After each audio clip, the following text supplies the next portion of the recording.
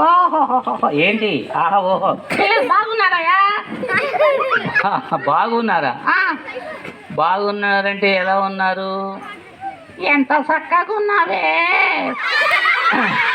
ఏంటి చక్కగా ఉండేది? చింత చెట్టుకి చెరు కొయ్యబోతే చేతికి అందిన సొందమ్మ లెక్క ఏంటి సమంతలా ఉందయ్యా. ఈ అమ్మాయి సమంతలా ఉందా?